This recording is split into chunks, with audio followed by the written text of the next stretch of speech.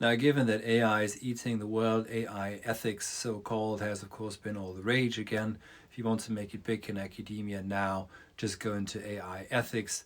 That's where all the money is being poured into, which of course means that the hypothesis is supposed to be proven. So rather than really questioning what AI is, what you're ultimately doing is writing the justification code for what's about or what's supposed to come. But AI really, there cannot be an ethics of AI. Not only that, in fact, AI depicts the very destruction of the human ethos. That's how deep this cuts. Now, what do I mean by this?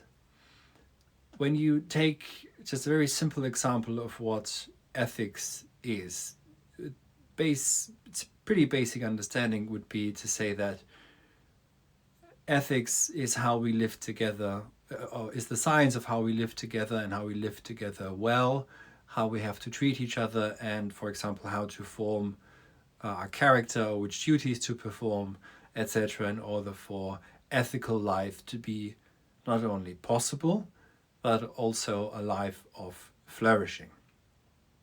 So, let's take another very simple example. You are standing in line, you're queuing, let's say to get on a bus, not that people do that anymore, but let's say at least at the groceries, as the Americans say, at the supermarket, you'd still queue and wait in line until it's your turn. And when people skip in line, we get quite angry with them.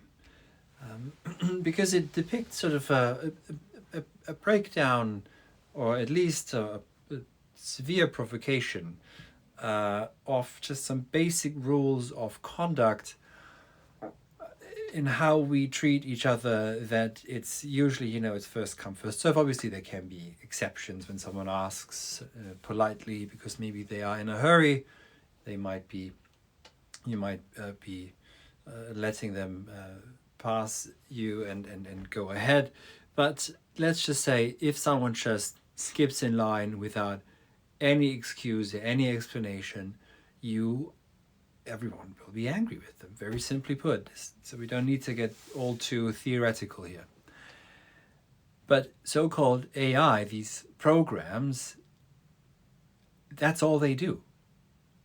All they are programmed to do, and what they quote-unquote learn to improve on, is how to skip in line, how to skip the queue, how to go from A to B, or wherever they're supposed to go, as quickly and as efficiently as possible. So skipping the line is not an issue for them. Now you could say, of course, that, well, we can program them, but that would imply that there's an acting subject here. There's actually someone, or at least something, that's doing something here. Quite often, though, you will hear that those people who are actually proponents of AI would actually say that, oh no, there's no subjectivity. There's no one who's doing anything. You don't exist. It's all just patterns, all the way down, just patterns. So that argument, very often, by the way, proposed by the supporters of AI, actually doesn't work, because there's no one, supposedly, as they say themselves, that's acting. And there's no action in AI. There's no deed. It's actually not, we cannot really talk about here of something actually acting out on a certain thing.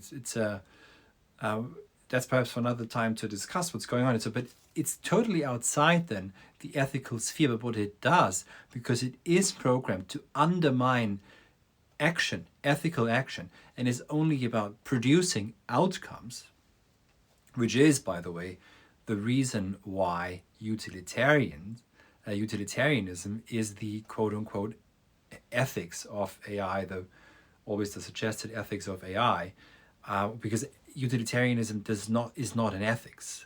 It's not a science of ethics, because utilitarianism simply looks at how to produce the quote-unquote best outcome, so that the most amount of people are happier or better off afterwards. So it's simply about producing an outcome or a certain service. You can see these ridiculous, horrifying examples of, should the self-driving car kill granny or the young child in a situation which there's only those two choices. That it doesn't terrify people that this is the kind of ethics that academics are into now or researching. That to me is beyond me. But anyway, so why do I say that AI actually cuts deeper than just cuts deeper in the sense that it really destroys the human ethos? Now, ethos is a bit deeper than just the word ethics or the science of ethics. Ethos is the dwelling ground of the human being. That's what ethics has always addressed. The Nicomachean Ethics is not a rule book on how to behave according to certain virtues so that you can form, you can have a good character and lead a good life. No, what it's addressing is what is the dwelling ground of man so that the human being can come in touch, Book 10, Aristotle's Nicomachean Ethics, can come in touch with the divine. Now, AI destroys the human ethos precisely because there's nothing there anymore, apparently, that's genuinely acting in an ethical sense. There is purely the impulse to, quote unquote, skip in line, to bypass, to make efficient, and to optimize. Now, in such a quote unquote world, it's no longer a world, in such a system or a regime, the ultimate impediment is the human being. So AI will have to ultimately work against what it means to be human.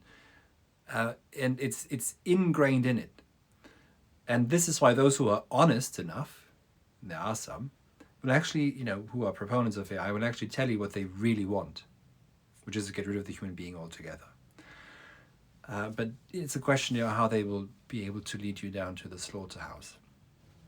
So it's anti-human to the core because it cuts away at ethos itself, at the dwelling ground of man. So be careful, kids. It's a grim world out there.